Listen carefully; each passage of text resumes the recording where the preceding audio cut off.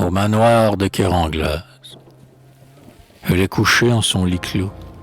Elle dort, Tryphine. Aussi blanc que la paille fine, ses cheveux coulent à longs flots sur la nacre de sa poitrine. Et la cuisine vaste est pleine de sanglots. On a pour la veillée invité les fileuses. Par les sentiers prochains, on les entend venir. La vieille Anna Congar est parmi les veilleuses. Les venées à la mort ne cessent de hennir. Leur linge sur l'épaule, entre les lavandières. Ces prêtresses des eaux, des sources nourricières, sur le front de la morte étendant leur battoir, l'asperge en chantant du pleur des étangs noirs. Et sont près du foyer les vieilles pèlerines. Kéranglaz, de tout temps, leur fut hospitalier. Leurs écuelles, toujours, à côté des terrines, leur place dans l'âtre ainsi qu'au vaisselier. Comme elle cheminait ce soir par la contrée, ayant flairé la mort en passant près du seuil, toutes de Kéranglaz ont envahi l'entrée, leur coiffe rabattue en signe de grand deuil. À la coutume antique obstinément fidèle, elles sont prosternées sur l'âtre leur vieux corps.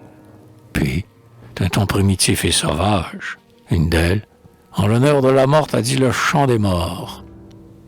Ne pleure pas, ou toi qu'on pleure. La vue est si douce où tu vas, elle est si mauvaise là-bas, que la plus courte est la meilleure. Toi qu'on pleure, ne pleure pas. Morte en tes jeunes destinées, tu n'auras pas vu les automnes faire bruire tes années, ainsi que des feuilles fanées dans les sentiers de ton printemps. Fille, tu n'as pas été femme. Ton cœur est pur comme le feu.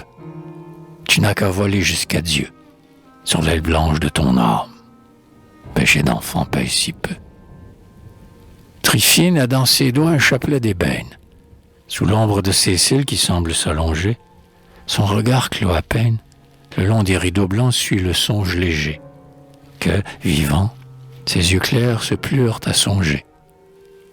Et le vieux Kéranglaz, n'ayant plus d'héritière, sentant crouler sur lui sa maison tout entière, serre sa tête dure entre ses poings velus et pleure sur les siens qui ne verdiront plus.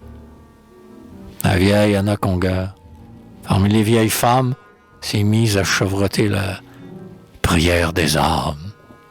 Et les répons plaintifs redonnés vaguement font à la douce morte un plaintif bercement.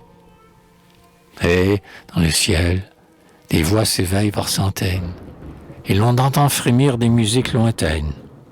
Et tout l'espace vibre, et c'est signe, dit-on, qu'on ouvre à deux battants le paradis breton.